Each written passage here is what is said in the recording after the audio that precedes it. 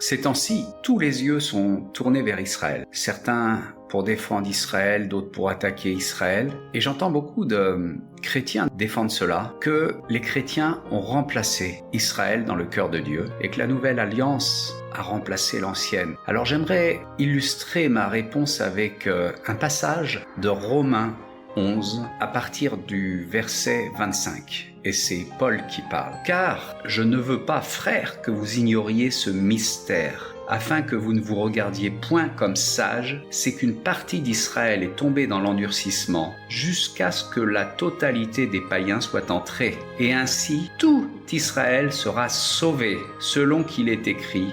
Le libérateur viendra de Sion et il détournera de Jacob les impiétés. Et ce sera mon alliance avec eux lorsque j'ôterai leurs péchés. En ce qui concerne l'évangile, ils sont ennemis à cause de vous.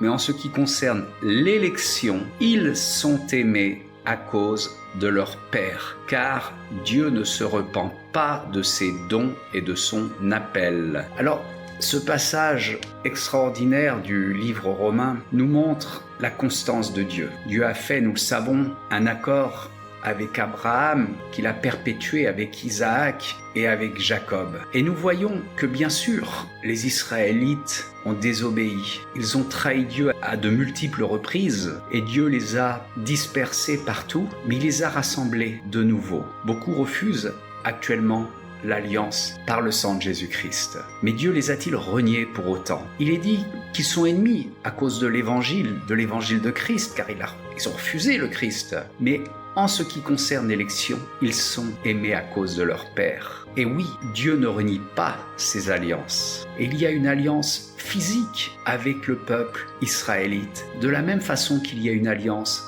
spirituelle avec les chrétiens. Il faut savoir qu'un jour, tout le peuple restant, après les événements fâcheux qui viennent sur le monde, tout le peuple israélite restant va se tourner vers celui qu'ils ont percé. Et ils vont tous se convertir en même temps. Bien sûr, ils seront sauvés par le sang de Jésus, mais ils vont se convertir en même temps, à la fin, mais parce que Dieu respecte son alliance avec leur Père. Soyez bénis dans le nom de Jésus.